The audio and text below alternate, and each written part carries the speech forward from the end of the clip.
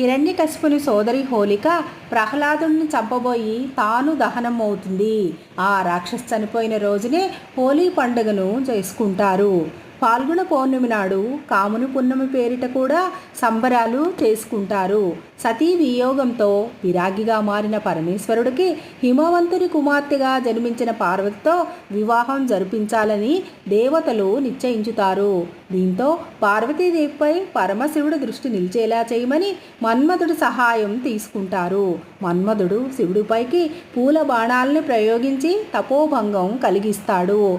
అప్పుడు శివుడు తీవ్రమైన కోపంతో మూడో కన్ను తెరిచి మన్మధుడిని భస్మం చేస్తాడు. అలా కోరికలు దహింపజేసిన రోజు కావడం వల్ల ఆ రోజు కామదహనం పేరుతో మన్మధుడి బొమ్మను గడ్డితో చేసి తగలబెడతారు. శాస్త్రీయ కోణంగా ఆలోచిస్తే వసంతకాలంలో వాతావరణం మారిపోతుంది. చలి నుంచి వేడికి మారుతుంది. దీనివల్ల జలుబు, జ్వరం లాంటి వ్యాధులు వస్తాయి. కాబట్టి కొన్ని ఔషధ మొక్కల నుంచి తయారు చేసిన సహజమైన రంగులు కలిపిన నీటిని చల్లుకోవడం వల్ల ఈ వ్యాధుల వ్యాప్తి తగ్గుతుందని చెప్తారు.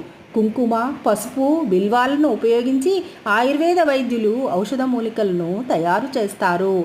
తడి రంగుల కోసం మోదుగు పువ్వుల్ని రాత్రంతా మరిగించి అవి పసుపు రంగులోకి మారేంత వరకు ఉంచుతారు. ఇవి ఔషధ లక్షణాలను కలిగి ఉంటాయి. అందుకని సహజమైన రంగు పొడులు చల్లుకోవడం వల్ల ఔషధంగా పనిచేస్తుందని చెప్తారు.